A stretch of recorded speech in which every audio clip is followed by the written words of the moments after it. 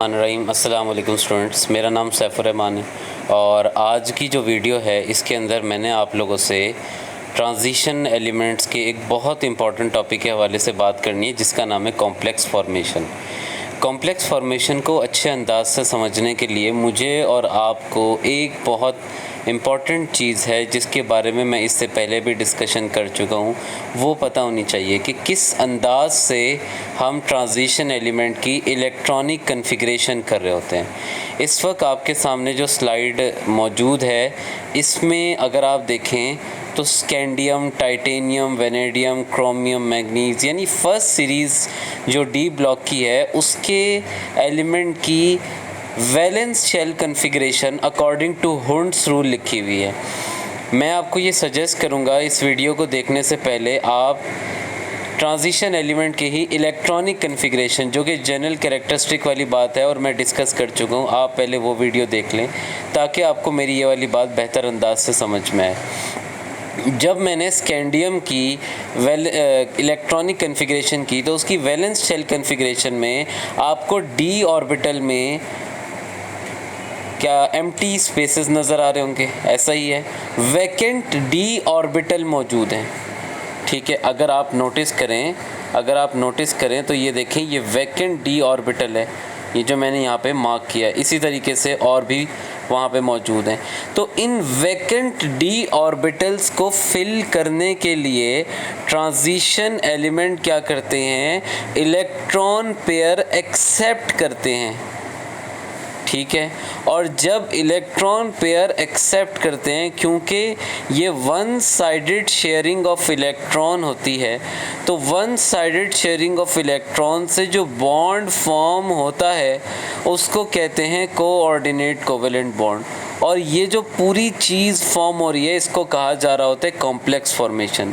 मैं अपनी बात दोबारा रिपीट कर रहा हूँ बेटा, आप यहाँ देखिएगा, मैं आपके सामने एक छोटी सी बात खोलता हूँ, ज़रा यहाँ देखिएगा क्या लिखा हुआ है कि जब ट्रांजिशन एलिमेंट्स क्या करते हैं, किसी और पर्टिकुलर स्पीशीज से इलेक्ट्रॉन पेयर एक्सेप्ट कर रहे होते हैं, तो इलेक्ट्रॉन पेयर एक्सेप्ट करते वक्त जो बॉन्ड फॉर्म होता है उस बॉन्ड को कोऑर्डिनेट कोवेलेंट बॉन्ड या फिर डेटिव बॉन्ड का नाम दिया जा रहा होता है। और जो particular species electron pair donate करती है उसको लिगेंड का नाम दिया जा रहा होता है। एक बड़ी इम्पॉर्टेंट बात ये कि इलेक्ट्रॉन पेयर डोनेट करने वाले को ल्यूइस बेस का नाम भी दिया जा रहा होता है, इसलिए लिगेंड्स को ल्यूइस बेस का नाम भी यहाँ पे दिया जा रहा होता है। हम लिगेंड को समटाइम ल्यूइस बेस भी कह रहे होंगे। तो कॉम्प्लेक्स फॉर्मेशन क्या होती है, जब transition metal electron pair accept करता है किससे, लिगेंड से, और कौन सा बॉन्ड फॉर्म करता है, कोऑर्डिनेट कोवेलेंट बॉन्ड, ठीक है। तो इस पर्टिकुलर चीज़ को कॉम्प्लेक्स फॉर्मेशन कहा जा रहा होता है। इसमें होता क्या है कि ट्रांजिशन मेटल के सराउंडिंग में हमारे पास number of electron pair donating group आ जाते हैं। और सवाल ये है वो इलेक्ट्रॉन पेयर डोनेटिंग ग्रुप आए क्यों, क्योंकि ट्रांजिशन मेटल के अंदर एम्प्टी ऑर्बिटल प्रेजेंट थे, ठीक है।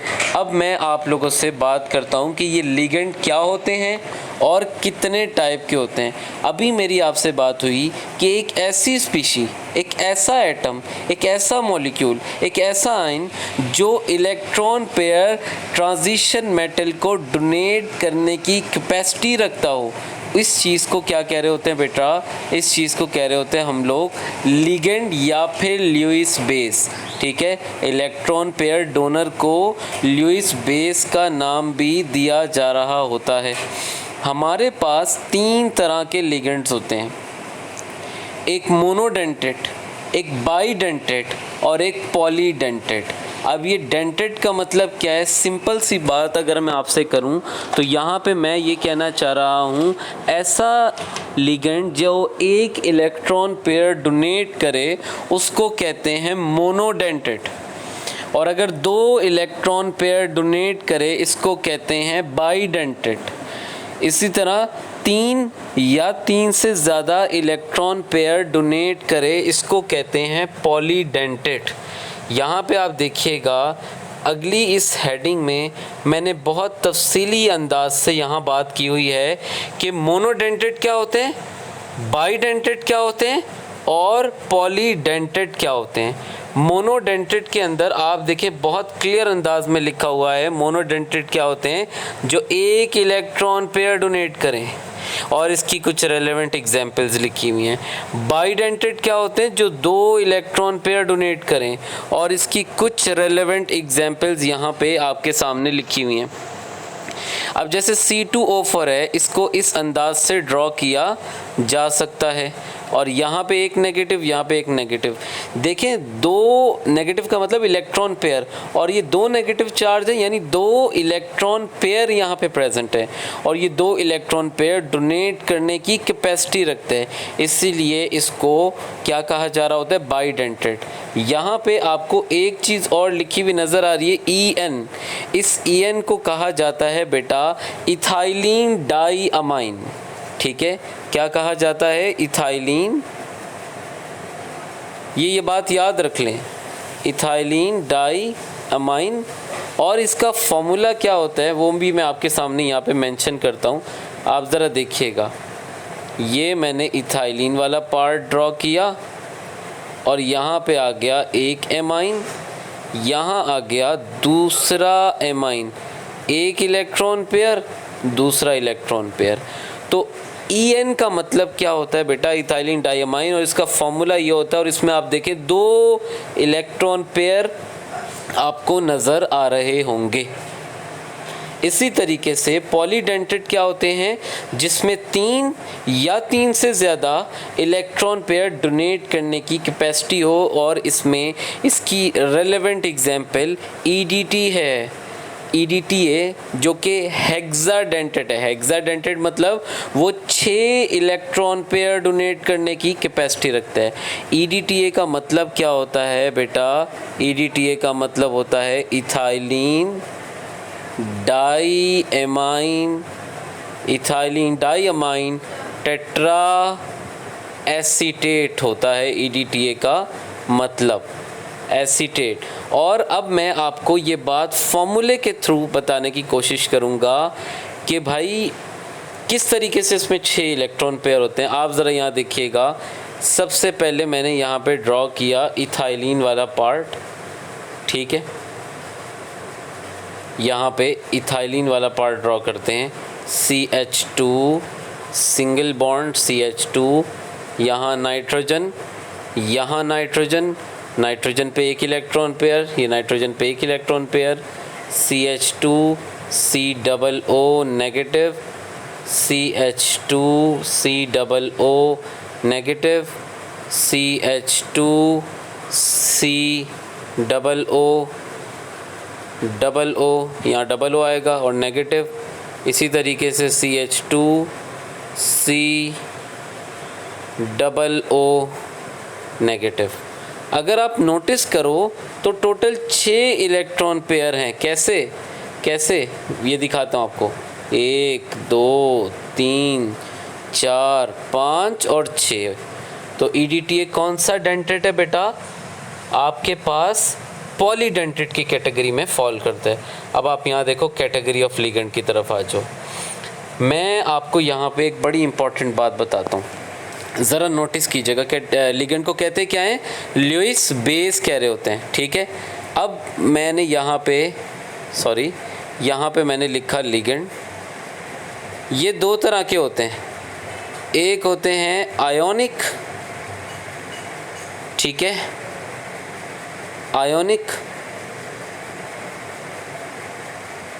और एक होते हैं न्यूट्रल, जिसको मॉलिक्यूलर भी कह रहे होते हैं। आयोनिक लिगेंड कौन से होंगे, पॉजिटिव या नेगेटिव लिगेंड्स। ठीक है, पॉजिटिव या नेगेटिव लिगेंड्स।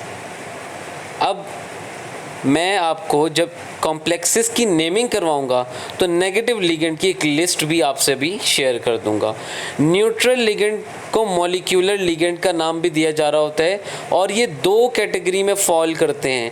एक कौन से, इनऑर्गेनिक, एक होते हैं ऑर्गेनिक लिगेंड। आप ज़रा यहाँ देखो, यहाँ पे मॉलिक्यूलर लिगेंड की कैटेगरी में दो लिखे हुए हैं, कौन कौन से, इनऑर्गेनिक और ऑर्गेनिक।